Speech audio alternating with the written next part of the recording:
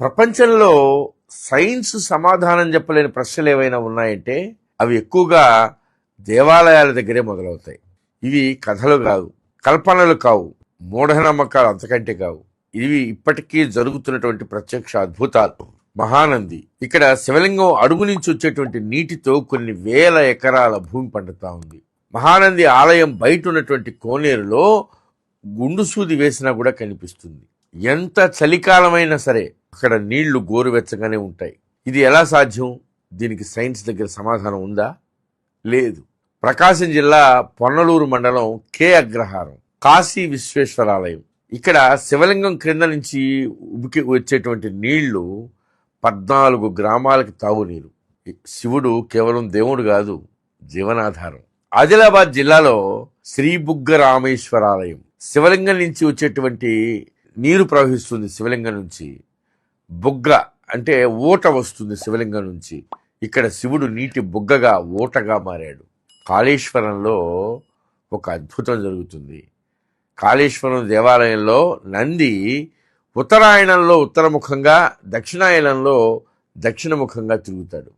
రాయి కదులుతుందా, లేకపోతే కాలమే కదపుతా ఉందా? ఆలంపూర్లో ఉన్నటువంటి బాలబ్రహ్మేశ్వర దేవాలయంలో స్వామికి ఎన్ని నీళ్ల ట్యాంకులతో అభిషేకం చేసినా కూడా ఆ నీళ్లు ఎక్కడికి పోతుందో అర్థమే కావటంలా. ఇప్పటికి కూడా ఎవరికి తెలియదు. అట్లాగే పానగల్లులో ఉన్నటువంటి ఛాయా సోమేశ్వరాలయం. ఈ శివాలయంలో ఒక అద్భుతం జరుగుతుంది. ఇక్కడి శివలింగం పైన నీడ పడుతూ ఉంటుంది. ఉదయం నుంచి సాయంత్రం వరకు సూర్యుడు ఎన్ని కోణాలలో తిరిగినా సరే శివలింగం పైన పడేటువంటి నీడ మాత్రం మారదు. కాలం కదులుతుంది, సూర్యుడు కదులుతాడు, కానీ శివుడి పైన నీడ మాత్రం స్థిరంగా ఉంటుంది.